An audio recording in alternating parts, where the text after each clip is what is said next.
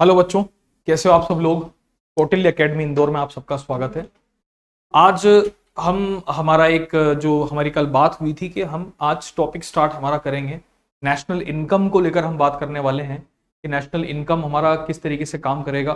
Syllabus का एक बहुत प्रीमियम और एक बहुत अच्छा ये टॉपिक है, क्योंकि इससे क्वेश्चन ना आपके बनेंगे। आपको मेंस में भी इससे क्वेश्चन मिलेगा और प्री में भी इससे क्वेश्चन मिलेगा, ये श्योर है। ठीक है, यहां से क्वेश्चन बनता ही बनता है, टॉपिक ही इस तरीके का है।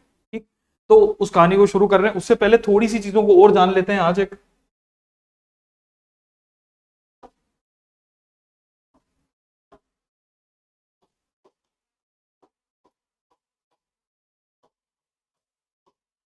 ठीक है, थोड़ा सा जो कल हमारा सेगमेंट हमने थोड़ी सी चीजें जो हमारी रह गई थी उनको भी अभी हम पहले कंप्लीट कर लेते, देख लेते हैं, उसके बाद में हम आगे बात करते हैं। कुछ टर्म्स जैसे कि एक हमने बात की थी एक ओपन इकोनॉमी नाम के शब्द की, और एक हम यहां पर बात करेंगे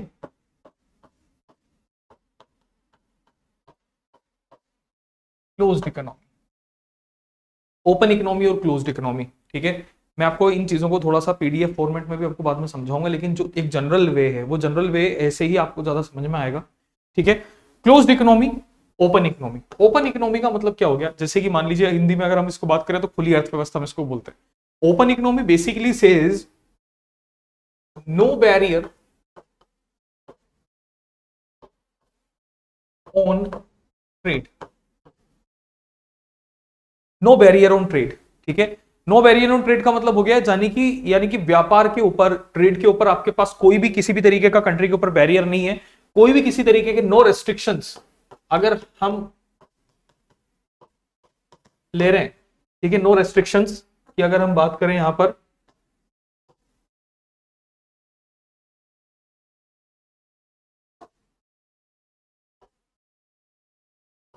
तो ये नो रेस्ट्रिक्शंस अगर किसी कंट्री में है, बैरियर के ऊपर कोई भी किसी तरीके का प्रतिबंध नहीं है, तो that will be a simply open economy. जैसे कि इंडिया, हम बात करें अमेरिका, ठीक, या यूरोपियन नेशन, यूरोपियन यूनियन, ये अल्टीमेटली सारे ओपन इकोनॉमी के केस बनते हैं। बड़े बड़े जो देश हैं, China is an open economy, तो ये सब ओपन इकोनॉमी, यानी कि वो देश, वह country, that country which have no barrier on trade, zero restrictions, no restrictions on import and export, is basically known as open economy. On the other hand, if we talk about a closed economy, then the closed economy would be barrier, या restrictions भी बोल सकते हैं, barrier on trades, barrier on trade, व्यापार पर अगर किसी प्रकार का प्रतिबंध है, व्यापार पर अगर किसी प्रकार का प्रतिबंध है, तो वो एक क्लोज्ड इकोनॉमी बोल दी जाएगी। बैरियर अगर है किसी तरीके का ऑन ट्रेड, व्यापार के ऊपर, तो हम इसको भी क्या मान लेंगे, एक क्लोज्ड इकोनॉमी का टाइप मान लिया जाएगा इसको। ठीक है, ये भी एक क्लोज्ड इकोनॉमी मान ली जाएगी, बैरियर ऑन ट्रेड। ठीक, अब समझिए कि एज एन एग्जांपल किसी देश के बारे में बात करें, तो हमने जैसे यहां देखा कि अगर मैं बात करता हूं यूनाइटेड स्टेट्स ऑफ अमेरिका, ये एक ओपन इकोनॉमी होगी। क्यों ओपन इकोनॉमी होगी, क्योंकि यहां पर किसी भी तरह से there is no barrier on trade. जो आपका इंपोर्ट है वो भी हो रहा है और जो आपका एक्सपोर्ट है वो भी हो रहा है, निर्यात और आयात दोनों चीजें चल रही हैं। ओपन इकोनॉमी हो गया। क्लोज इकोनॉमी, जैसे कि अगर हम बात करें नॉर्थ कोरिया, नॉर्थ कोरिया, तो इसको मैं क्या बोल रहा हूं, इसको मैं बोल रहा हूं एक क्लोज्ड इकोनॉमी। इसको हम रेफर कर रहे हैं एक क्लोज्ड इकोनॉमी के नाम से। क्यों क्लोज्ड इकोनॉमी इसको हम बोल रहे हैं, उसके पीछे दो तीन बड़े रीजन। एक तो डिक्टेटर कल्चर को फॉलो करता हुआ नेशन है। ठीक है, किम जोंग उन का नाम अगर आप लोगों ने सुन रखा हो, तो यहाँ के जो डिक्टेटर हैं उनका नाम है किम जोंग उन। तो यानी कि किम जोंग उन जो है, इनका जो देश है नॉर्थ कोरिया, ये एक तरीके की क्लोज्ड इकोनॉमी है। इसलिए क्लोज्ड इकोनॉमी है क्योंकि डिक्टेटर कल्चर है। दूसरा, किसी भी कंट्री के साथ इंपोर्ट और एक्सपोर्ट को ये जो वर्ल्ड ट्रेड ऑर्गेनाइजेशन है, WTO है, उनके रूल्स के अकॉर्डिंग नहीं करता, यानी कि WTO इसको मान्यता नहीं देता है। ठीक है, WTO की अगर हम बात करें तो WTO की मान्यता नॉर्थ कोरिया के पास नहीं है। तो जैसे ही यहां पर अगर एक हम ये कह दें कि जो इसका मेंबर नहीं हुआ, इसका मेंबर नहीं हुआ या फिर बैंड है फ्रॉम WTO, तो वो कंट्री ऑटोमेटिकली क्या बन जाएगी, that will become the closed economy automatically. If a nation is banned by WTO, world trade organisation, international monetary fund, ठीक, इन ऑर्गेनाइजेशंस के द्वारा अगर कोई बैन है कंट्री, तो वो पर्टिकुलरली एक क्लोज्ड इकोनॉमी मान ली जाएगी। नॉर्थ कोरिया को हम एक क्लोज्ड इकोनॉमी का टाइप मानते हैं। किम जोंग उन यहाँ के डिक्टेटर कहे जाते हैं, यहाँ के एक तरीके से जो करता धरता होल एंड सोल हैं, तो that is Kim Jong Un. कई बार आपने उनको न्यूज में देखा भी होगा, काफी ज्यादा न्यूज में चर्चा में रहते हैं।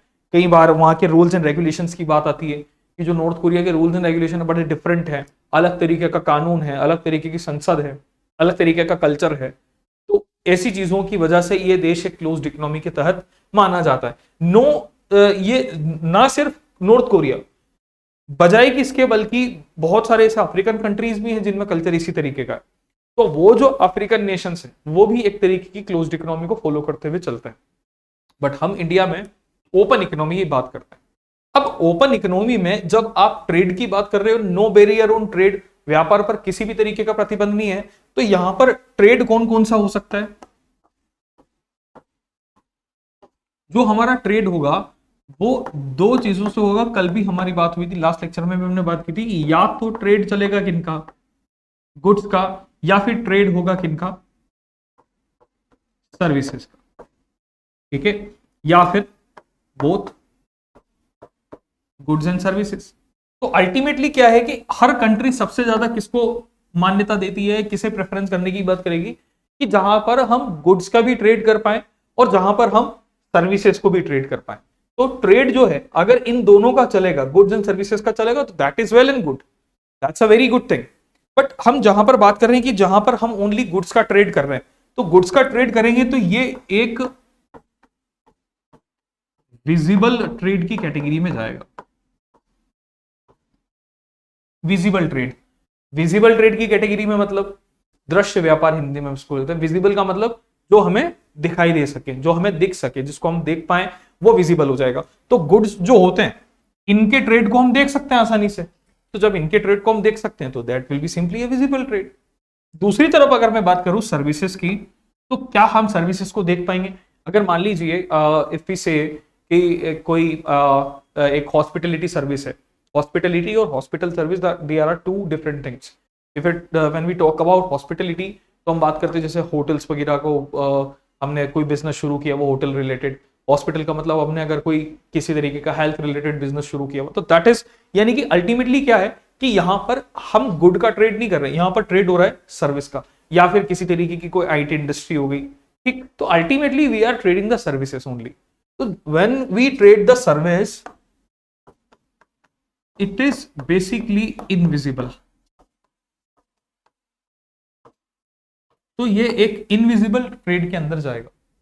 दो चीजें हमारे सामने आ गई, एक विजिबल हमने बोल दिया, एक को हमने इनविजिबल ट्रेड बोल दिया, कि जो विजिबल होगा वो गुड्स का ट्रेड हो जाएगा और जो इनविजिबल होगा वो सर्विसेज का ट्रेड हो जाएगा। लेकिन मैक्सिमम कंट्रीज जो एक तरीके का ग्लोबलाइजेशन, जिस कल्चर के अंदर हम आज की डेट में हैं, तो हम जनरली, कई बार आपने नाम भी सुन रखा होगा, LPG, liberalisation, liberalisation, privatisation and globalisation.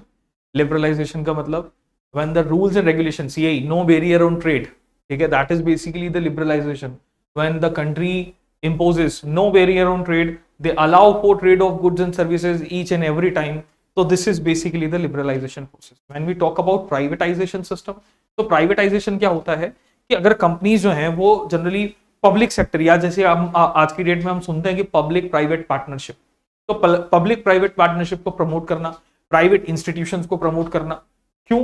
यहां से जो एक मार्जिनल रिक्वायरमेंट होती है किसी भी सिस्टम को जनरेट करने की, वो बहुत अच्छी हो जाती है। गवर्नमेंट को इतना ज्यादा किसी चीज से बाउंड नहीं होना पड़ता, प्रेशराइज नहीं होना पड़ता, तो काफी ज्यादा फायदे प्राइवेटाइजेशन के होते हैं। यूनाइटेड स्टेट्स ऑफ अमेरिका का जो इकोनॉमिकल एक स्टेटस है वो कहीं ना कहीं प्राइवेटाइजेशन से इफेक्टेड माना जाता है, कहीं ज्यादा इंस्पायर्ड माना जाता है। ग्लोबलाइजेशन, ये एक बहुत अच्छी चीज है।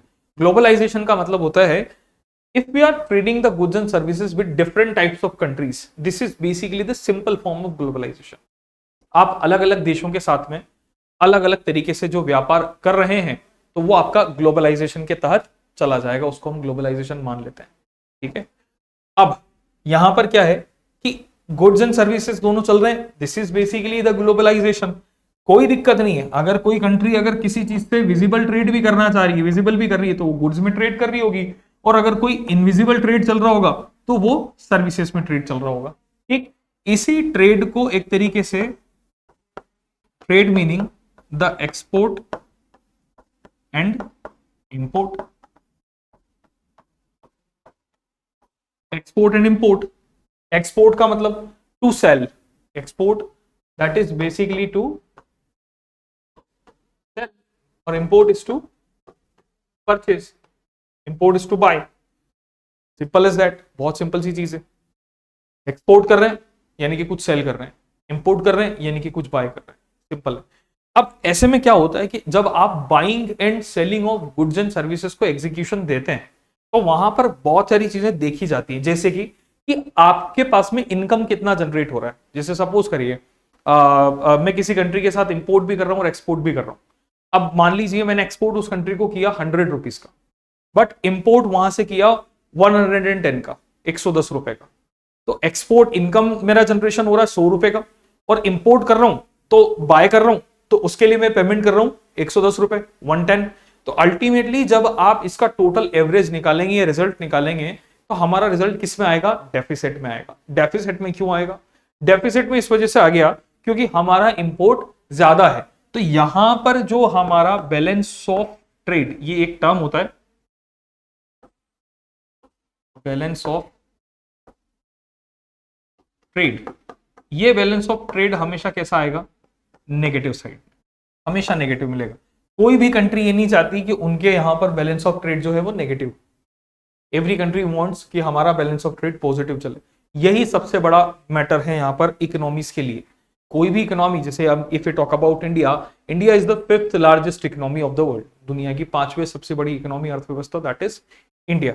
ठीक, and soon to become the 3rd largest economy, ऐसा government has predicted that till 2029 India will become the 3rd largest GDP, 3rd largest economy of the world. ठीक, अभी हमारी जो रैंक है that is on 5th number. First number पे यहाँ पर United states की की रैंक है, सेकंड नंबर पे चाइना की रैंक है, और हमारे 5वें नंबर पे। ठीक, तो सून टू हो सकता है कि जापान को हम पीछे छोड़ दें तो हमारा जो नंबर है वो तीसरे नंबर पे चला जाए। तो ऐसे में धीरे धीरे हो सकता है इकोनॉमी हमारी बढ़े। और वो क्यों हो रहा है ऐसा, क्योंकि हमने हमारे मार्केट को क्या कर दिया, फुली ओपन कर दिया। फुली ओपन करने का मतलब क्या हो गया कि हम किसी भी पर्टिकुलर कंट्री को इस बात के लिए अलाउ कर रहे हैं कि आप हमारे देश में आकर किसी भी तरह से किसी भी प्रोडक्ट को बाय और किसी भी प्रोडक्ट को सेल कर सकते हैं। ठीक है, तो एक तरीके का ओपन मार्केट हो गया। तो इससे हमारा प्रॉफिट मार्जिन, जो हमारी सेल थी, ये सारी चीजें क्या हो गई, बढ़ गई। जैसे ये बढ़ी तो ऑटोमेटिकली हमें फायदा होना शुरू हो गया। इसी का पूरा कंसेप्ट, यही सारी चीजें, ये क्लोज्ड इकोनॉमी, ओपन इकोनॉमी, इसी का एक अल्टीमेट रिजल्टेंट निकलता है हमारा नेशनल इनकम, कि हमारी इनकम किस तरीके से हो रही है, how are we generated the income. उसके बारे में बात करते हैं कि कैसे ये प्रोसेस काम करता है। If we talk about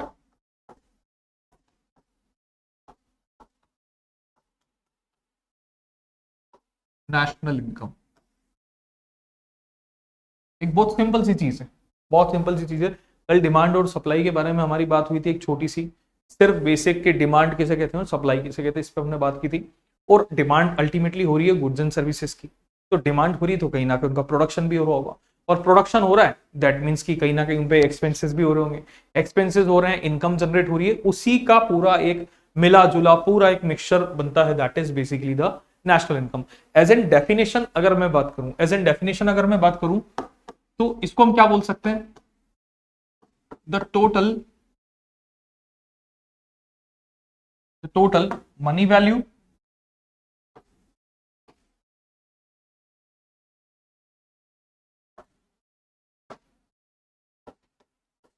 the total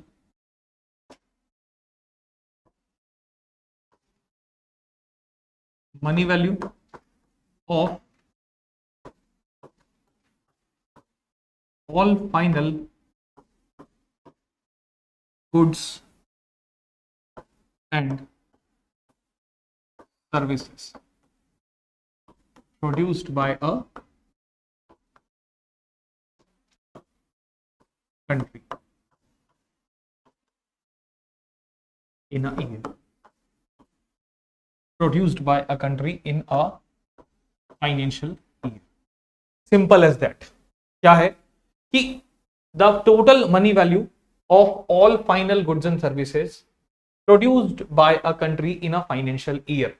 ठीक, फाइनेंशियल ईयर बोल दो, ईयर बोल दो, एक ही बात है कि एक कंट्री ने एक पूरे टोटल फाइनेंशियल ईयर के अंदर, एक पूरे वित्त वर्ष में कितना प्रोडक्शन टोटल किया है, that total money value will be known as और बेसिकली नेशनल इनकम हम इसको बोल के। Simple is that. बहुत सिंपल सा प्रोसेस है, कुछ ज्यादा इसमें हमें ऐसा नहीं समझना है कि नहीं भाई क्या होगा क्या नहीं होगा, क्योंकि ये टॉपिक बड़ा पेचीदा बन जाता है कई जगह, कुछ जगह। बट सिंपल, आपने जो बनाया पूरे साल भर के अंदर एनुअल, आप जो भी प्रोडक्शन कर रहे हैं, उस प्रोडक्शन की वैल्यू को आप एक तरीके से क्या मान लेंगे, ये नेशनल इनकम मान लेंगे। ठीक, हर कंट्री की नेशनल इनकम अपने अपने लेवल पे अलग अलग हो सकती है। अब इनकम की बात आ रही है, तो हम यहां पर पहले ये देखते हैं कि इनकम किस किस तरीके से हो सकती है, how many types of income are there.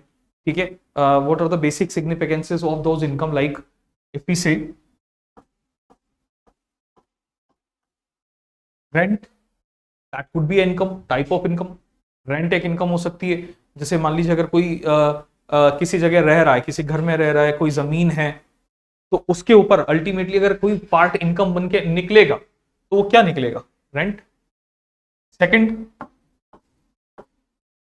Wages, wages बोल दो, सैलरी बोल दो, एक ही बात है।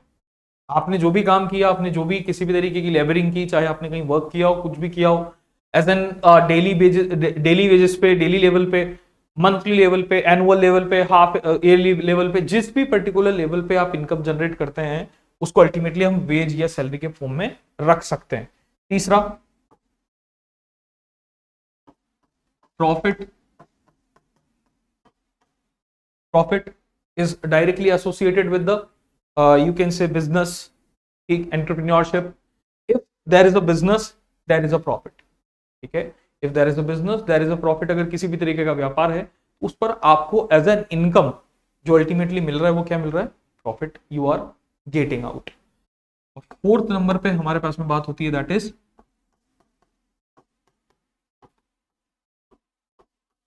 इंटरेस्ट, ब्याज।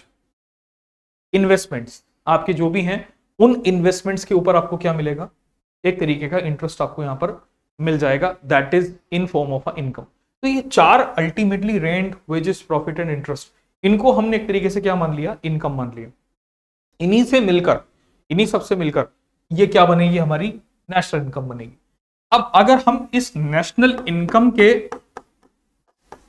फैक्टर्स की बात करें कि कहां से, किन किन फैक्टर से, किन किन चीजों से जनरेट हो सकती है, कहां से हमारे पास में इनकम, किन किन ये जो चारों फॉर्मेट है, ये किस किस रूप से आ सकते हैं, तो यहां पर जब हम देखते हैं तो हमें कुछ नाम बड़े फेमिलियर से लगेंगे, that is GDP, second is GNP, NDP and NNP.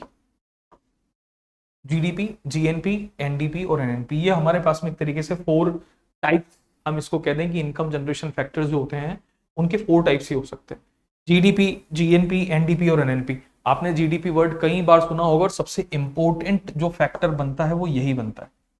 सबसे अगर जरूरी कोई कहानी बनती है तो जीडीपी ही बनती है, क्योंकि ये एक ऐसा फैक्टर है जो एक कंट्री के डेवलपमेंट को सबसे ज्यादा इफेक्ट करेगा।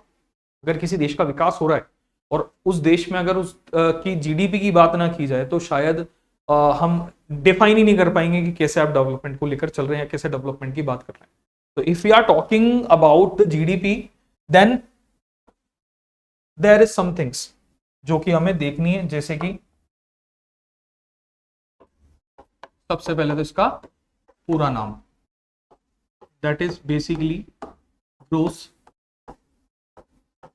Domestic product. Gross domestic product, as you have already heard before, that gross domestic product, what do we understand basically with this word gross domestic product?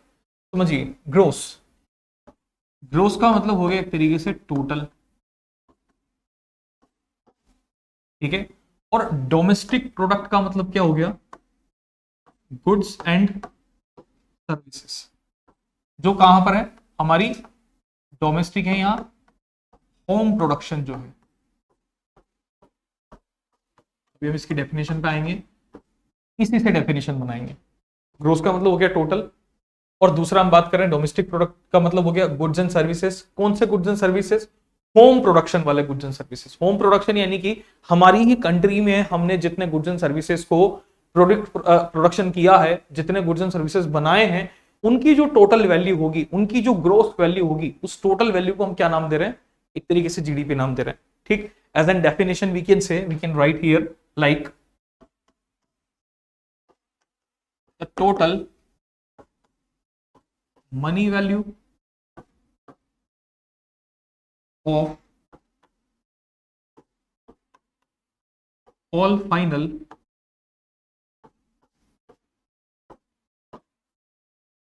goods and services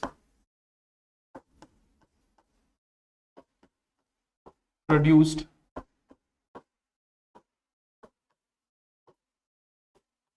within the geographical boundary of a country.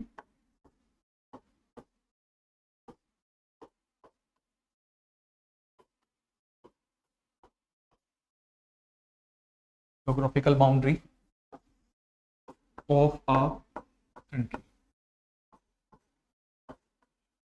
in a financial year.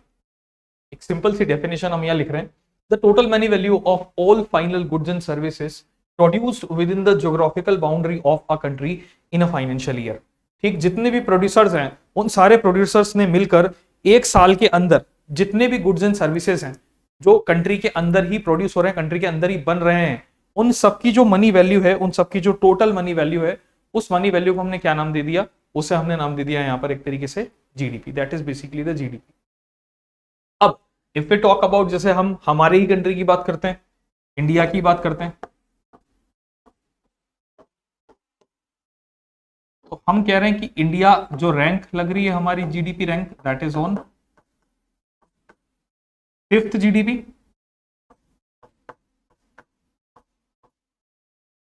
India is the 5th largest GDP. दूसरी तरफ अगर हम बात करें, यहां पर कोई हमसे पूछ ले कि what is the GDP of India, तो कई बार क्या होता है, यहां पर बहुत सारे लोग कंफ्यूज रहते हैं कि जैसे मान लो अगर मुझसे पूछा गया है, किसी से पूछा गया कि what is the GDP of India, then people usually answers in such a way like 7.3%, 6.5%, 6.3%, 6.4%।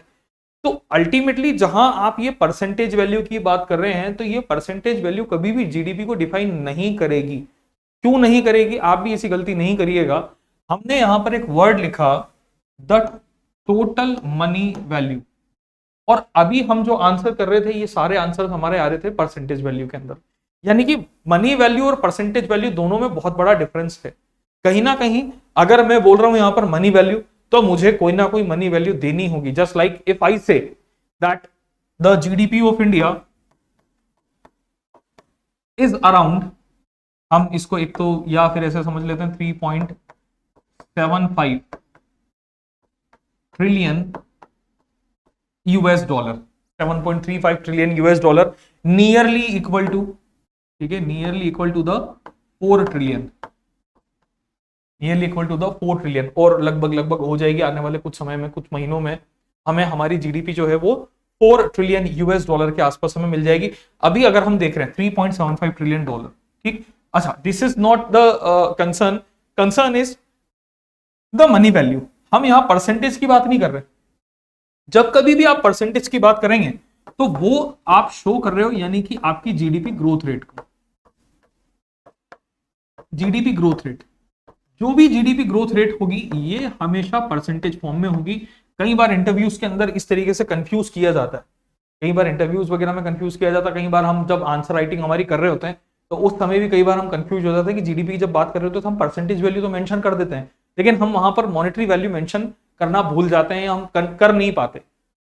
अब जहां आपने मॉनेटरी वैल्यू मेंशन नहीं की ना, वहां आपका आंसर समझ लीजिए अधूरा है। जितने मार्क्स हमें मिलने चाहिए थे उस क्वेश्चन के लिए, उस आंसर के लिए, उतने नहीं मिलकर कुछ कम ही आंसर हमें मिलेंगे। उसके पीछे सबसे बड़ा रीजन बनता है क्योंकि जो पूछा जा रहा था वो हमने नहीं बताया, उसके अलावा हमने सारी बात बता दी। तो जीडीपी पूछे जा रही थी, जीडीपी की अगर बात हो रही थी तो कहीं ना कहीं हमें मनी वैल्यू को वहां पर मेंशन करना मैंडेटरी है। ठीक है, GDP growth rate that is in the form of percentage.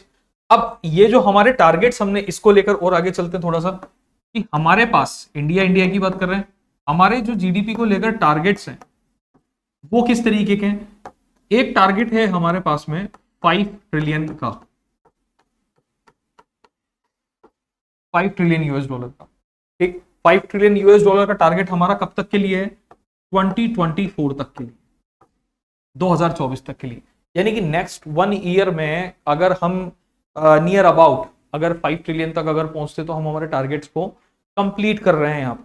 But the problem here is this target has been given in the year 2019। ठीक है, 2019 में ये टारगेट दिया गया था कि 2024 तक हमारे पास में 5 ट्रिलियन यूएस डॉलर की इकोनॉमी होनी चाहिए। But during the covid era, जो कि 2020-2021 पूरे 2 साल जो कोरोना के अंदर निकले हैं, कोविड-19 में निकले हैं, उसकी वजह से हमारे प्रोडक्शन पर, हमारी जीडीपी पर एक बहुत जबरदस्त इंपैक्ट आया। Not even on our GDP, our economy, if you can say कि whole economy, whole world economy जो है वो डिवास्टेटेड थी कंप्लीटली, बिल्कुल एकदम ब्रेकडाउन सिचुएशन में थी। तो वहां पर क्या था कि हो सकता है कि टारगेट ये 5 ट्रिलियन तक जाने में थोड़ी सी दिक्कत आए। तो अगर ये टारगेट अगर 2024 की जगह अगर 2025 में भी अगर जाता है तो इससे गवर्नमेंट को किसी तरीके का कोई इशू नहीं है कि अगर 2025 में भी अगर ये 5 ट्रिलियन तक गया तो देयर इज नो इशू। वहीं दूसरा टारगेट हमारा इसके बाद आता है 10 ट्रिलियन यूएस डॉलर का, या even more than that, 10 trillion US dollar का। ये टारगेट हमने लिया हुआ है 2030 के लिए, 2030 2030 तक, जो कि नीति आयोग का एक एजेंडा ईयर जिसको बोला जाता है। 2030 is basically the agenda year of NITI आयोग।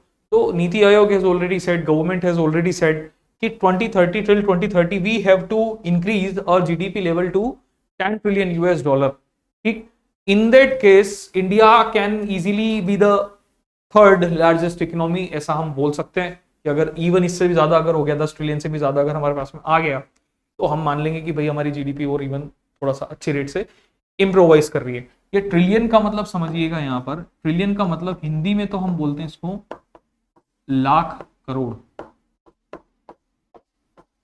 ठीक है, ट्रिलियन का मतलब होता है लाख करोड़। जैसे हम 5 ट्रिलियन बोल रहा हूँ, 5 ट्रिलियन मतलब हो गया 5 लाख करोड़, 10 ट्रिलियन 10 लाख करोड़, 1 ट्रिलियन 1 लाख करोड़, इस तरीके से लाख करोड़। लाख करोड़ का मतलब भी हो गया कि 10 टू द पावर 12। ठीक है, यानी कि 1 के पीछे 12 जीरो, 1 लिख के उसके पीछे आप 12 जीरो लगाएंगे तो आपको ये इस तरीके से 1 ट्रिलियन मिलेगा। तो ऐसे 12 लाख में 5 जीरो और करोड़ में 7 जीरो, तो 7 और 5 मिलके टोटल 12, तो ये 10 टू दी पावर 12 ऐसे बनेगा। तो जब कभी भी लाख करोड़ हिंदी में आप इसको मेंशन कर रहे हो तो लाख करोड़ मेंशन करेंगे, इंग्लिश में आप इसको मेंशन कर रहे हैं तो आप इसको ट्रिलियन मेंशन करेंगे, 10 to the power 12। This is our basic target. ये हमारे अभी प्राइमरी टारगेट्स हमने जीडीपी के लिए हुए। ठीक है, अब हम बात करते हैं कि ये जीडीपी आखिर होती किस किस टाइप की। ठीक है, टाइप्स ऑफ जीडीपी देखते हैं कि what are the basic types of GDP जो काम करते हैं एक कंट्री के लिए। जीडीपी टाइप्स, तो हमारे पास इन जीडीपी टाइप्स में बेसिकली 2 टाइप्स आते हैं। एक आएगा हमारा रियल जीडीपी और दूसरा हमारे पास होता है that is nominal GDP. Real GDP और नॉमिनल जीडीपी, 2 टाइप की जीडीपी हमारे पास में यहां पर होती है। अगर हम रियल जीडीपी की जब कभी भी बात करेंगे तो रियल जीडीपी जो भी होती है ये बेसिकली कांस्टेंट प्राइस पर काम करेगी। अभी मैं आपको बताऊंगा कि क्या है कांस्टेंट प्राइस और ये सारी जो दोनों हमने नाम लिखे हैं यहाँ पर। और जब हम बात करते हैं नॉमिनल की तो ये काम करती है करंट प्राइस। 2 तरीके का सिस्टम, रियल जीडीपी को लेकर हम बात करते हैं कांस्टेंट प्राइस की और नॉमिनल जीडीपी को लेकर हम बात करते हैं करंट प्राइस की। कांस्टेंट प्राइस का मतलब गुड्स एंड सर्विसेज की वो प्राइसेस जिनमें किसी तरीके का कोई चेंज नहीं आ रहा है। अब जब कभी भी किसी गुड्स एंड सर्विसेज की प्राइस में अगर कोई चेंज नहीं आ रहा है दैट मीन्स कि मैं एक ऐसे ईयर में किसी गुड्स एंड सर्विसेज की बात कर रहा हूं जो कि क्या है, बिल्कुल एक तरीके से बेस ईयर है, बेस ईयर, ठीक, जहां पर कांस्टेंट प्राइस चल रहे हैं, बेस ईयर के प्राइसेस। और जहां पर करंट प्राइस की बात हो रही है दैट मीन्स की current year.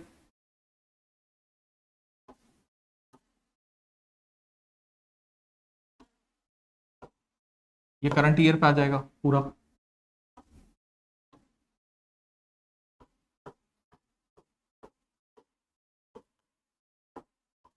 Current year price,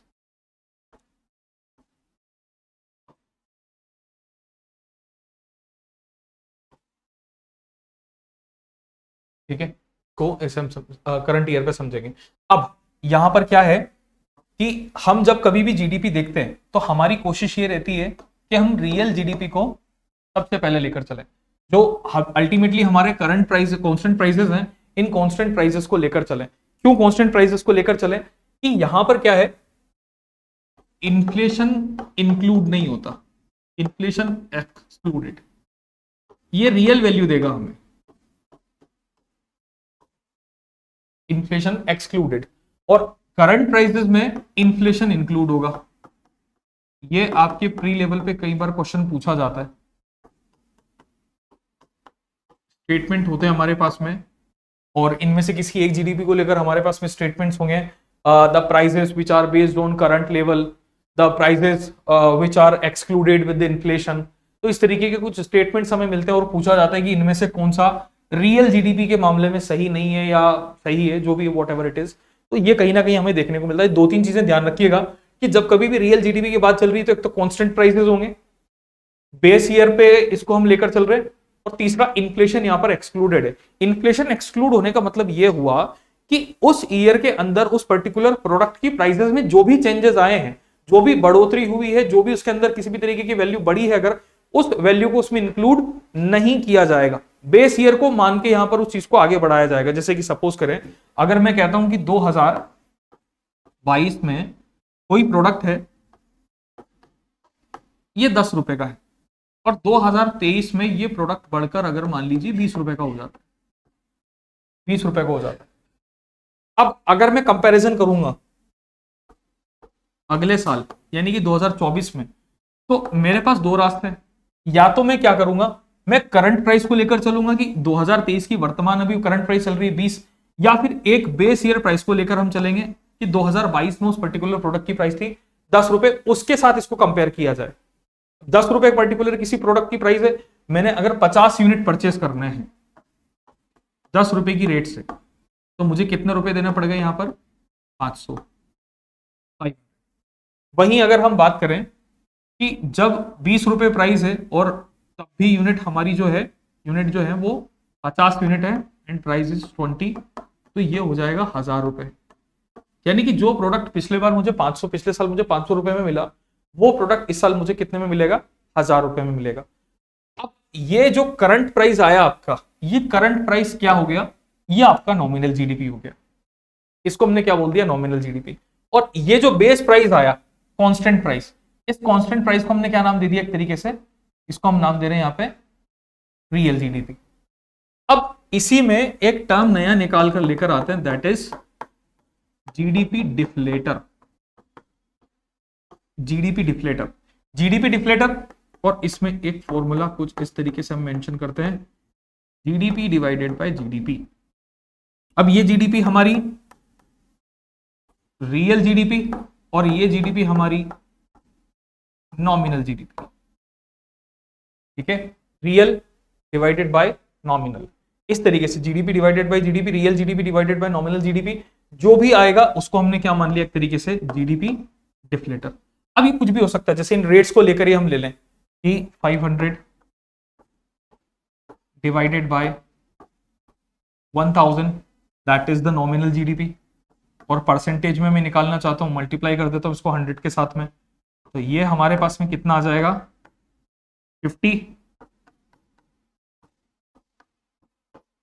50%, ठीक। यानी कि अल्टीमेटली हम इसको क्या मान के चल रहे हैं कि जो रेट हमारे पास में 500 थी पिछले साल, वो रेट हमारे पास में इस बार कितनी होगी, बढ़ के 1000 रुपए होगी। करंट प्राइसेस पे हमें 1000 रुपए देने पड़ रहे हैं। यानी कि इसका 100% और पिछले वाले का 50%, तो टोटल यहां पर इंक्रीमेंट जो आ रहा है वो कितना आ रहा है, 50% का इंक्रीमेंट आ गया। ठीक है, 50% इंक्रीमेंट हो गया, 50 की चीज ऑटोमेटिकली बढ़ गई। ठीक, तो डबल हो गई, तो अल्टीमेटली यहाँ पे ये होके हम इसको ultimately 50 + 50 is equal to 100। 100% increment के साथ कोई भी चीज जस्ट डबल हो जाए तो हम उसको क्या मान लेते हैं कि 100% क्या हो चुकी है, बढ़ चुकी है। 500 की चीज 1000 की होगी, 100% इंक्रीमेंट। 200 की चीज 400 की हो गई, 100% इंक्रीमेंट। 100 की चीज 200 की हो गई, 100% इंक्रीमेंट। तो वो अल्टीमेटली इंक्रीमेंट माना जाएगा। तो ये जो डिफलेटर आएगा, ये इस बिहाफ पे हम इसको लेकर चलेंगे कि हमारी जो रियल जीडीपी होगी, उस रियल जीडीपी को हम नॉमिनल जीडीपी के साथ कंपेयर करेंगे, तो ऐसे हमें कुछ रिजल्ट्स यहां पर मिलेंगे। हमारा मेन जो उद्देश्य होता है वो ये होता है कि हम रियल जीडीपी को ज्यादा कैलकुलेट करके चलें, क्योंकि रियल जीडीपी रियल वैल्यू देने वाली होती है। यहां पर इन्फ्लेशन से वैल्यू चेंज नहीं होगी। तो आपके जब कभी भी आप इन्फ्लेशन भी कैलकुलेट करेंगे, तो हम इन्फ्लेशन भी किस पर निकालते हैं, हम सोचते हैं कि इन्फ्लेशन भी हमारा किस पर निकाला जाए, रियल जीडीपी के ऊपर आए, तो वो रियल वैल्यू हमारे पास में आएगी।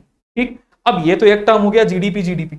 अब दूसरे टर्म पे आते हैं जिसका हमने नाम लिखा था, दैट वाज जीएनपी,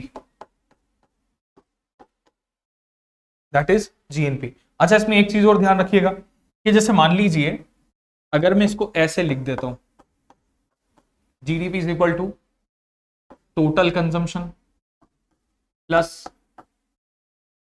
इन्वेस्टमेंट्स जितने भी हो रहे हैं, प्लस गवर्नमेंट एक्सपेंडिचर जितने भी हो रहे हैं, प्लस आपका जो एक तरीके से एक्सपोर्ट है, दैट इज एक्स, उसको अगर मैं इंक्लूड कर देता हूं इसमें, तो ये मेरा पूरा जीडीपी बन जाएगा। कि टोटल कंजम्पशन, एक चाहे वो गवर्नमेंट कंजम्पशन है, चाहे पब्लिक कंजम्पशन है, चाहे प्राइवेट कंजम्पशन है, किसी भी तरीके का कंजम्पशन हुआ, उसके साथ साथ में जितने भी इन्वेस्टमेंट्स हैं, उसके साथ साथ में गवर्नमेंट एक्सपेंडिचर जितना भी है, ठीक, और उसमें हम एक्सपोर्ट की जो वैल्यू, कौन सा एक्सपोर्ट, वो एक्सपोर्ट जो हमारे पास में नेट वैल्यू हमें देता हो, यानी कि एक्स नेट की वैल्यू मुझे चाहिए। नेट का मतलब you I think you simply understand this word net. Net का मतलब होता है शुद्ध। शुद्ध का मतलब जिसमें किसी भी तरीके की और दूसरी कोई आपने वैल्यूज ऐड नहीं की हुई हो। जैसे कि एज एन एग्जांपल इसको ऐसे समझना, अगर हम बात करते हैं यहां पर नेट एक्सपोर्ट की, तो आपका नेट एक्सपोर्ट क्या हो जाएगा, total export minus total import. ऐसे इसको निकालते हैं, ये कई जगह काम में आएगा, आपको देखने को मिलेगा। ठीक है, इस पे भी बहुत बड़ा क्वेश्चन बना हुआ है कि टोटल एक्सपोर्ट किस तरीके से आएगा। टोटल एक्सपोर्ट आएगा, नेट एक्सपोर्ट आएगा, total export minus total import. अब उसमें अगर हमारा एक्सपोर्ट ज्यादा है, स्टार्टिंग का जो फर्स्ट पेज याद करिए, पहला जो पेज हमारा था उस पर हमने जब बात की थी, तो वहां पर यही वाली बात आई थी कि जब गुड्स एंड सर्विसेज के ट्रेड होते हैं तो उसमें मेन वैल्यू निकल के आती है इंपोर्ट और एक्सपोर्ट की। अगर आपका एक्सपोर्ट अच्छा हो गया तो इनकम आ जाएगी, और इंपोर्ट ज्यादा हो गया तो इनकम चली जाएगी, आपके ऊपर डेट्स बढ़ जाएंगे, खर्चा आपके बढ़ सकते हैं, ये प्रॉब्लम आती है। तो ऐसे में हर कंट्री चाहती है कि उसका एक्सपोर्ट ज्यादा है। एक्सपोर्ट ज्यादा है, हम कहते थे 10 तो एक्सपोर्ट है, इंपोर्ट 5 है, तो नेट एक्सपोर्ट की वैल्यू निकल कर आ गई ओवरऑल 5। तो ये जो एक्स नेट हमारा आएगा, इसकी वैल्यू हम ले लेंगे 5। इन चारों की वैल्यू ले लीजिए आप, C plus I plus G plus X, C plus I plus G plus X, consumption, investments, government expenditures और एक्सपोर्ट, इन चारों को ऐड करके हमारा टोटल जीडीपी बन जाएगी। ठीक, दूसरा इससे जो टर्म बनेगा वो बनेगा हमारा ग्रोस नेशनल प्रोडक्ट। वो डोमेस्टिक प्रोडक्ट था, इसको हम नाम दे रहे हैं ग्रोस नेशनल प्रोडक्ट, सकल राष्ट्रीय उत्पाद, ग्रोस नेशनल प्रोडक्ट। सिंपली इससे हम क्या समझते हैं, देखो यहां पर एक वर्ड डोमेस्टिक की जगह नया ऐड हो गया, और वो ऐड हुआ नेशनल प्रोडक्ट। नेशनल प्रोडक्ट में हम बात कर रहे हैं एक ऐसे प्रोडक्ट की जो जरूरी नहीं है कि हमारी टेरिटरी के अंदर ही बना हो। ठीक, यदि हमारे किसी भी पर्टिकुलर सिटीजन के द्वारा, इंडियन सिटीजन, इंडियन ओरिजिन कोई सिटीजन है, उन्होंने भी अगर मान लीजिए किसी फॉरेन कंट्री से, कहीं अब्रोड से अगर कोई इनकम जनरेट की है, तो उसको भी हम ऐड कर देंगे इसके साथ में। यानी कि क्या समझ लें इसको, जीएनपी कुछ ऐड कर रहे हैं, किस में ऐड कर रहे हैं,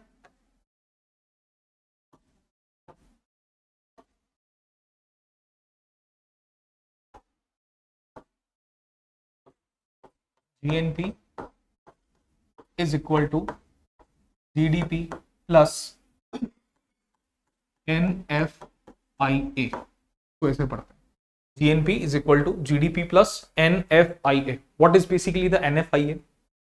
NFIA can be called as net factor income. Net factor income from abroad.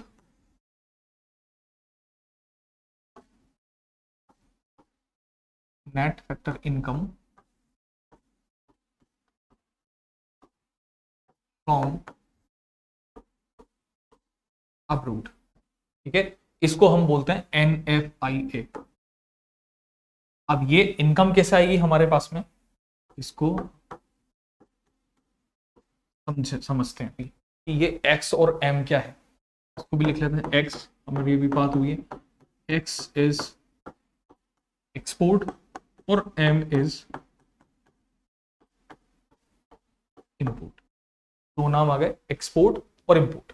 GDP में आप इन दोनों का डिफरेंस ऐड कर दीजिए. आपने जैसे ही जीडीपी के अंदर इन दोनों का डिफरेंस ऐड किया तो आपके पास एक फाइनल वैल्यू मिल जाएगी एनएफआईए की, और उसको आप जीडीपी में ऐड करके एक फाइनल वैल्यू लेंगे ग्रोस नेशनल प्रोडक्ट की. एज एन डेफिनेशन अगर हम बात करें इसको, तो the total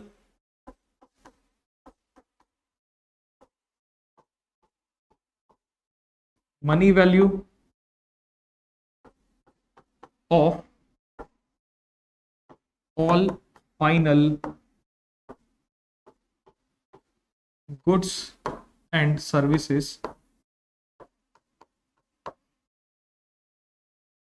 produced by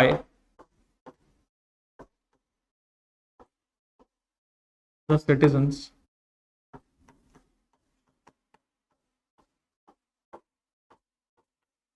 of a country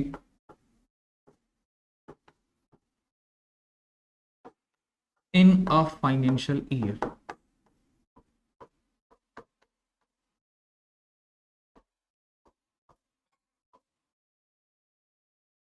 The total money value of all final goods and services produced by the citizens of a country during a financial year. अब ये जो citizens हम देख रहे हैं, जिन citizens का हम नाम यहां पर ले रहे हैं, जरूरी नहीं है कि ये citizen इस इनकम को डोमेस्टिक कंट्री से ही जनरेट कर रहा हो. ठीक है, ये citizen whether living in India, ठीक है, या तो इंडिया में हो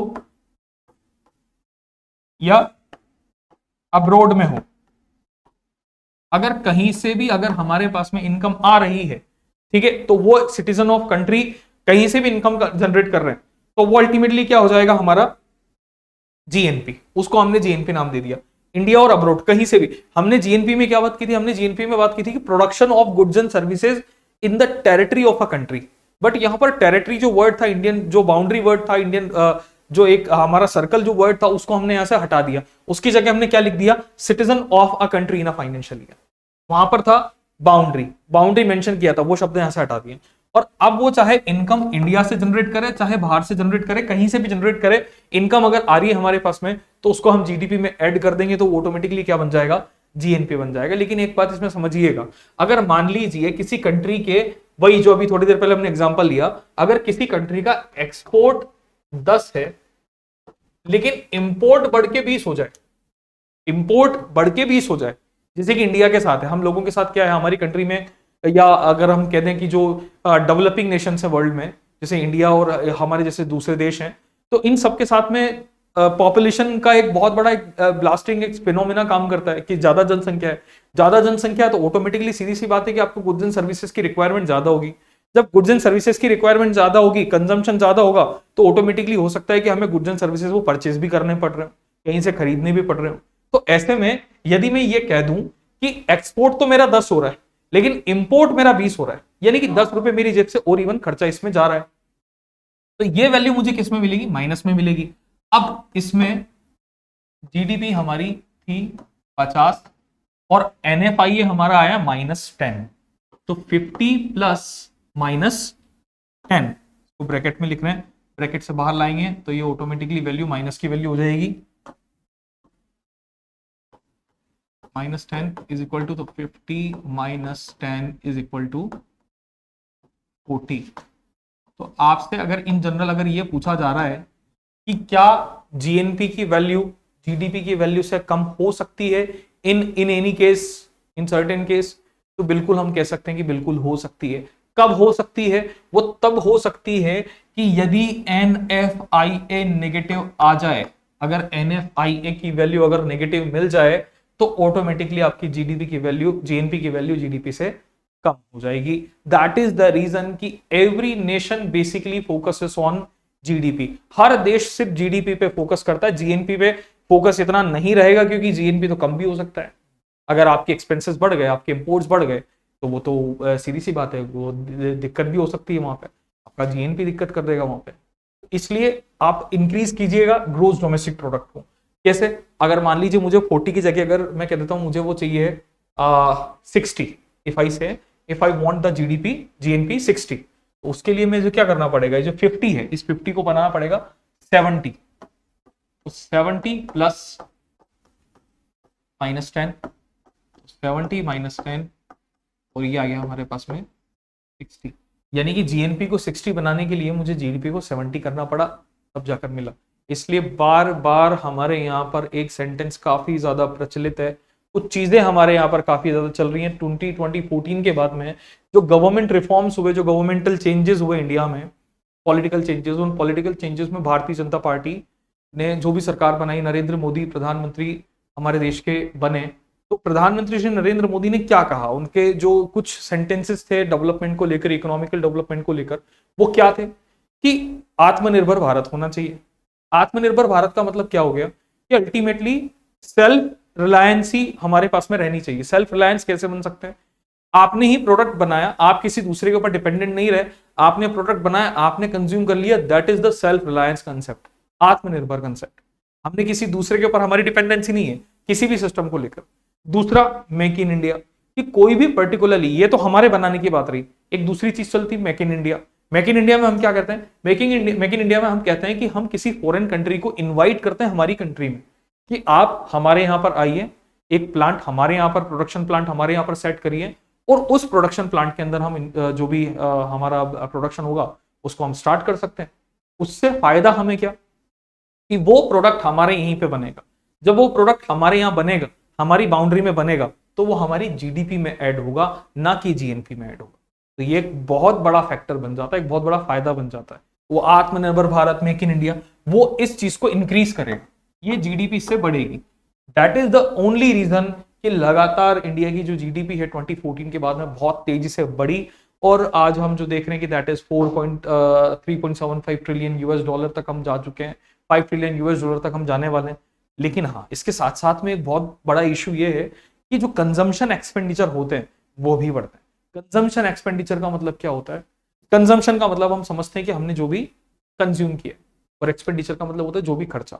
यानी कि हमारा जो एक्सपेंसेस हैं वो ऑटोमेटिकली कंजम्पशन एक्सपेंडिचर के साथ साथ में कैसे बढ़े? जैसे मान लीजिए चीनी, एक जमाने में हम 20 रुपए किलो खरीद रहे थे, कंजम्पशन हो सकता है उसका हम मान लेते 100 कंजम्पशन था, लेकिन अब कंजम्पशन बढ़कर क्या हो गया? कंजम्पशन बढ़कर हो गया 200। तो जैसे ही कंजम्पशन बढ़ा तो उसके ऊपर जो होने वाला एक्सपेंडिचर है वो भी क्या हो जाएगा? बढ़ जाएगा। That can increase the prices of sugar in the market. Demand बढ़ गई, डिमांड बढ़ी, सप्लाई घटे चाहे ना घटे, उससे कोई लेवल, उससे कोई मतलब नहीं है। अगर आपकी डिमांड अगर इंक्रीज हो रही है मार्केट के अंदर, तो government can increases the prices, the producer can increases the prices. It doesn't matter, it always it doesn't rely on the concept of supply. हो सकता है, माइट बी पॉसिबल, कुछ प्रोडक्ट की सप्लाई कम भी हो, मोनोपोली उनकी मार्केट में इस तरीके की चल रही हो, कोई गिफिन प्रोडक्ट निकल कर आ रहा हो, ऐसा प्रोडक्ट निकल कर आ रहा हो जिसका कोई सब्सटीट्यूट मार्केट में आपको अवेलेबल नहीं है।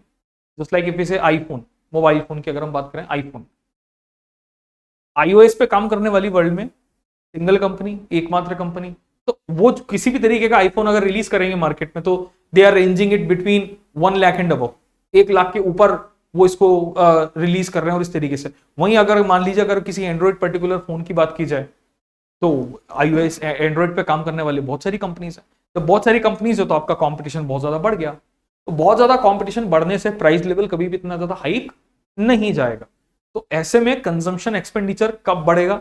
कंजम्पशन एक्सपेंडिचर तब बढ़ेगा जब डिमांड का लेवल आपका इंक्रीज हो जाए, डिमांड का लेवल बढ़ जाए, साथ साथ में पॉपुलेशन हमारी बहुत तेजी से बढ़ी, तो पॉपुलेशन बढ़ने की वजह से सीधी सी बात है कंजम्पशन बढ़ना था, कंजम्पशन बढ़ा तो उसका एक्सपेंडिचर भी बढ़ गया। कंजम्पशन एक्सपेंडिचर के बढ़ने से ये इसके ऊपर बहुत बड़ा इंपैक्ट आएगा, उसके बढ़ने से प्राइसेस हो सकते हैं थोड़े से हाई, ठीक है।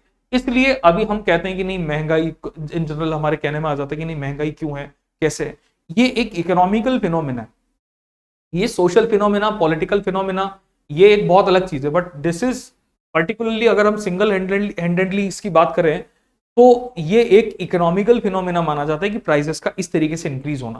कंजम्पशन एक्सपेंडिचर बढ़ जाए तो ऑटोमेटिकली गुड्स एंड सर्विसेज के प्राइसेस इंक्रीज हो जाता है इन एवरी कंट्री। हर जगह का यही एक सीधा सा मुद्दा है कि क्यों प्राइसेस बढ़ रहे हैं, क्योंकि आपका कंजम्पशन एक्सपेंडिचर लगातार इंक्रीज होता जा रहा है। आप अपने कंजम्पशन एक्सपेंडिचर को कम कर दीजिए, प्राइसेस कम हो जाएंगे। आप को कम कर दीजिए लेवल को, आप खर्चे का लेवल कम कर दीजिए, हो सकता है मेट भी पॉसिबल जो प्राइसेस हैं वो किसी टाइम में आके हो सकता है कि थोड़े से गिर जाए, कम हो जाए। This is the concept. और कोई भी प्रोड्यूसर किसी भी प्रोडक्ट को क्यों बना रहा है, अगर किसी भी प्रोड्यूसर ने किसी प्रोडक्ट को बनाया है तो उसने मार्केट की डिमांड को देख के बनाया कि मार्केट में डिमांड कितनी है। मार्केट में डिमांड है वो प्रोडक्ट बनाएगा, मार्केट में डिमांड आज 5 है वो 5 प्रोडक्ट बनाएगा, कल 10 है वो 10 प्रोडक्ट बना देगा। दिस इज द कंसेप्ट, वहां से ये चीज निकल कर आती है।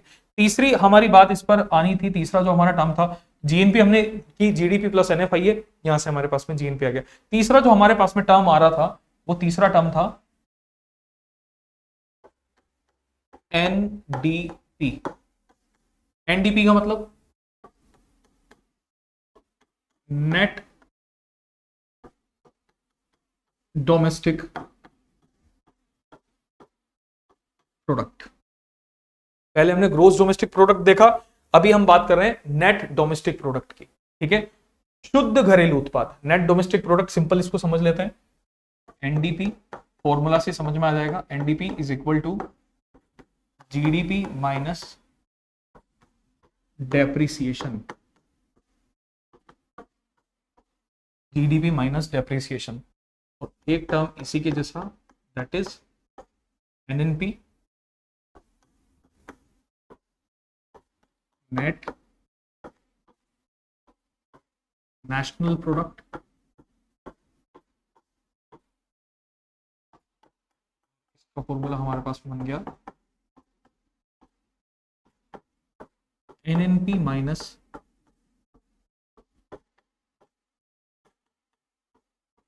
डेप्रिसिएशन। एक हो गया जीडीपी माइनस डेप्रिसिएशन, एक हो गया जीएनपी माइनस डेप्रिसिएशन।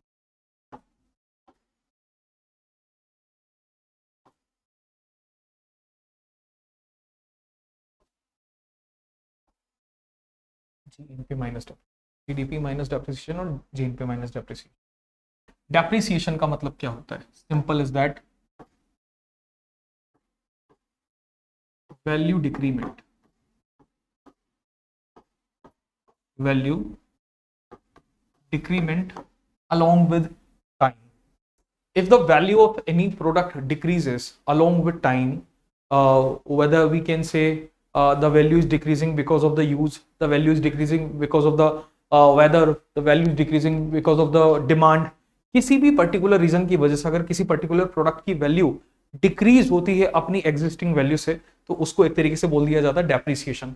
कोई भी प्रोडक्ट है अगर उसकी वैल्यू में डिक्रीज है, अगर उसकी वैल्यू अगर कम हो रही है, 50 रुपए का प्रोडक्ट था जब आपने खरीदा, आपने यूज किया, लेकिन अब जब मार्केट में आप इसकी वैल्यू पता करने गए तो पता लगा वहां पर वैल्यू कितनी हो गई, 35 रुपए हो गई। तो यानी कि कितना डेप्रिसिएशन हो गया प्रोडक्ट के अंदर, हमने कह दिया कि सब 15 रुपए का डेप्रिसिएशन हो गया। जैसे हम गाड़ियों के इंश्योरेंस वगैरह की जब बात करते हैं तो कई बार एक चीज आप लोगों ने बहुत सिंपली सुनी हुई होगी, जैसे हम हमारी बाइक का, कार का, किसी का इंश्योरेंस, जीरो डैप इंश्योरेंस, कई जगह वो बहुत सारी इंश्योरेंस कंपनी होती है, they basically offers the concept zero dep insurance. अभी जीरो डैप का मतलब क्या हो गया कि जीरो डेप्रिसिएशन, कोई डेप्रिसिएशन, यानी कि जो आपकी गाड़ी की एक्चुअल वैल्यू थी, जो पर्टिकुलरली उसकी एक शोरूम प्राइस थी, वही एक शोरूम प्राइस का इंश्योरेंस आपको कंपनी क्लेम करवा देगी, क्लेम दे देगी आपको, उतना पैसा आपका मिल जाएगा। किसी ने कह दिया 50,000 की गाड़ी है, उसने जीरो डैप इंश्योरेंस लिया हुआ है साल भर का, 8 महीने गाड़ी चलाई और गाड़ी का एक्सीडेंट हो गया, कोई बात हो गई, तो हो सकता है वो जो 50,000 वैल्यू है, जो एक्स शोरूम प्राइस है, इंश्योरेंस आरटीओ वगैरह वो सब इंक्लूड नहीं कर रहे हैं इसमें, जो एक्स शोरूम प्राइस है वो हो सकता है अगर 40,000 है तो वो 40,000 आपको मिल जाएंगे। लेकिन अगर मान लीजिए अगर जनरल इंश्योरेंस है, सिंपल इंश्योरेंस है, तो सिंपल इंश्योरेंस के केस में ऐसा नहीं होगा कि आपको फुल वैल्यू मिले, वहां पर थोड़ी सी वैल्यू फिर डाउन होकर घटकर वो वैल्यू आपके पास में आएगी। हो सकता है 35,000 ही आए, हो सकता है 30,000 ही आए। तो that is the concept of zero dep. Depreciation का मतलब वैल्यू का डिक्रीज होना। अब हमने जीडीपी से डेप्रिसिएशन माइनस किया तो हमारे पास में एक नेट वैल्यू आई, नेट डोमेस्टिक प्रोडक्ट, और इधर भी अगर हमने जीएनपी से डेप्रिसिएशन माइनस किया तो हमारे पास में एक वैल्यू आई नेट नेशनल प्रोडक्ट। जो ये नेट नेशनल प्रोडक्ट है हमारा एनएनपी, इसको हम दो फॉर्मेट में देखते हैं। एक तो ये हमें मिलेगा मार्केट प्राइस पर, एक ये हमें मिलेगा फैक्टर कॉस्ट पर। दो जगह है हमको देखने को मिलेगा ये। एक तो MP NNP MP NNP MP का मतलब हो गया मार्केट प्राइस, और एक हो गया एनएनपी एफसी यानी कि फैक्टर कॉस्ट। मार्केट प्राइस का मतलब the price which a company which a producer is offering to the customer in the market. वो कीमत जो कि एक प्रोड्यूसर, एक उत्पादक बाजार में कस्टमर को ऑफर कर रहा है, उसको नाम दे दिया गया मार्केट प्राइस। फैक्टर कॉस्ट का मतलब the price which has been invested for the production of any particular goods, यानी कि किसी भी वस्तु के उत्पादन में अगर आपने जो भी खर्चा किया है, जो भी खर्चा आपका आया है, तो उसको क्या बोल दिया, factor cost, factory cost, factor cost in general चलता है। अब यहां पर अगर मान लीजिए मैं कहता हूं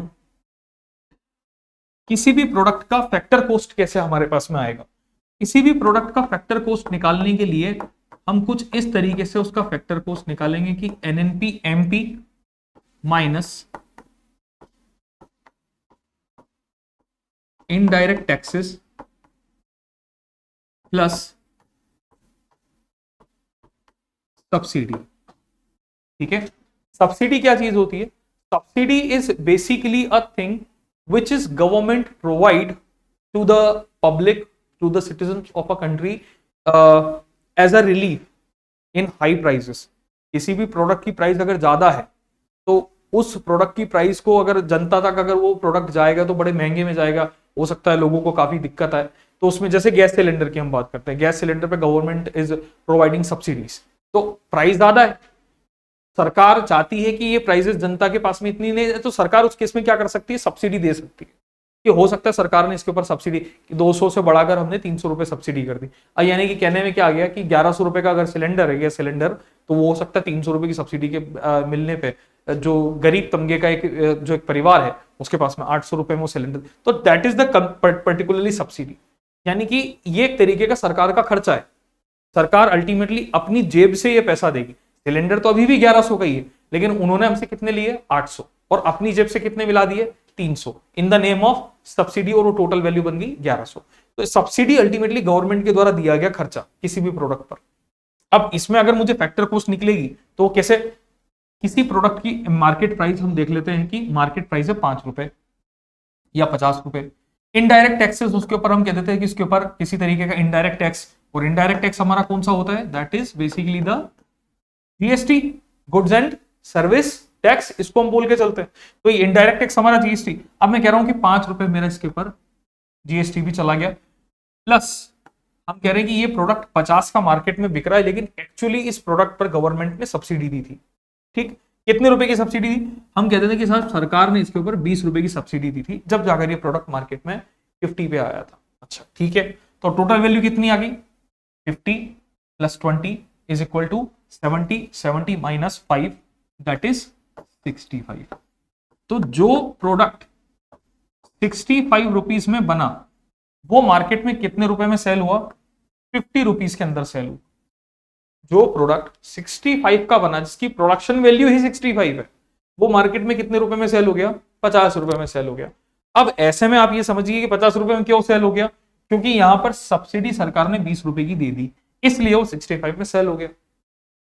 अब जब कभी भी सब्सिडी देने के पीछे बहुत सारे रीजन हो सकता है, सरकार का खर्चा आ रहा है उसके ऊपर, अगर मान लीजिए लेकिन प्रोडक्शन अगर हमारे यहीं पर हो जाए, किसी तरह से खर्चा कम हो जाए, गवर्नमेंट की इनकम बढ़ जाए, सरकार का खर्चा कम हो जाए, तो ये सब्सिडी भी 20 रुपीज से डाउन होते होते होते होते होते हो सकता है मैट भी पॉसिबल कोई दिन ऐसा है जब ये सब्सिडी कितनी हो जाए, 0 हो जाए। जैसे कि आपने सुना होगा कि सरकार ने गैस सिलेंडर पर सब्सिडी खत्म की, उज्ज्वला योजना के तहत जो सिलेंडर दिए गए थे गरीब परिवारों को सब्सिडी, बाकी सब्सिडी खत्म की, सब्सिडी नहीं दी। तो वो क्यों, क्योंकि एक एक्सपेंसेस है। तो जैसे ये वैल्यू 0 होगी, जैसे ये वैल्यू 0 होगी, फिर उसके बाद में क्या बच जाएगा, यहाँ पर जो आपकी मार्केट प्राइस रहेगी, मार्केट प्राइस 50 माइनस 5, यानी कि कितना आ गया टोटल, ये 45।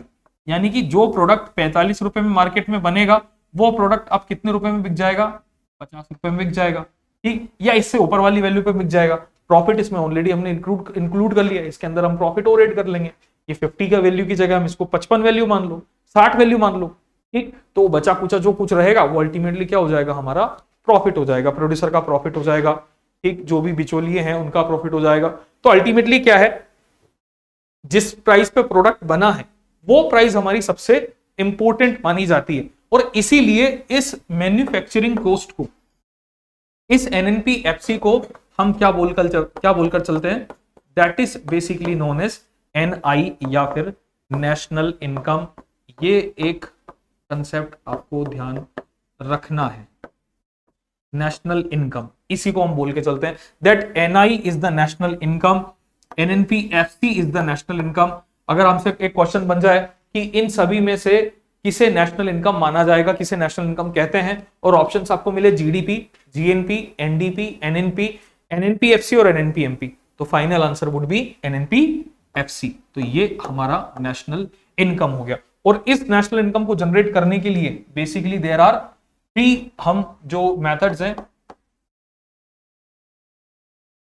उनकी एक लास्ट में थोड़ी सी यहां पर बात कर लेते हैं कि ये हमारे पास में क्या क्या है।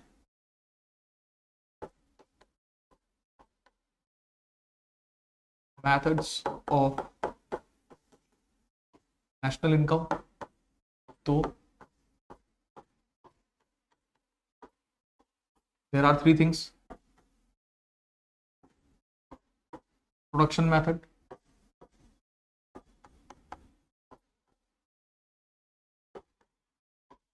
Income method, third is expenditure method.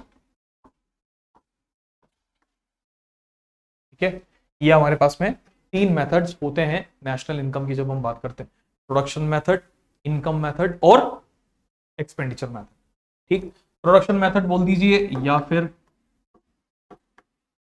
Value added method बोल दीजिए, एक ही बात है,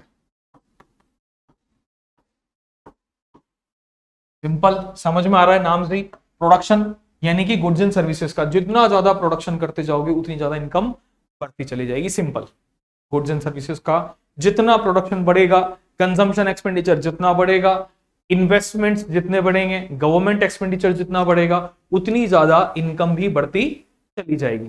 ठीक, तो उसको हम प्रोडक्शन मेथड बोलते हैं, गुड्स एंड सर्विसेज के प्रोडक्शन पे। लेकिन प्रोडक्शन कौन से गुड्स का होना चाहिए, फाइनल गुड्स का। फाइनल गुड्स, फाइनल गुड्स का मतलब क्या होता है, रेडी टू सेल, एक ऐसा प्रोडक्ट जो मार्केट में रेडी टू सेल है, ठीक है, बेचने के लायक है, बिल्कुल फाइनल स्थिति में आ चुका है। उस फाइनल गुड को हमने एक तरीके से क्या बोल दिया, final good, ready to sell good को फाइनल गुड। ठीक, जो यहां पर नहीं होता बेचने लायक स्थिति में, उसको क्या बोलते हैं, इंटरमीडिएट गुड, इंटरमीडिएट, इसको work in progress we can say. ठीक है, this will be basically work in progress good. Work in progress का मतलब अल्टीमेटली क्या हो गया, वो गुड जो अभी कंप्लीट नहीं हुआ है, that is a intermediate good. ठीक, दैट्स इट।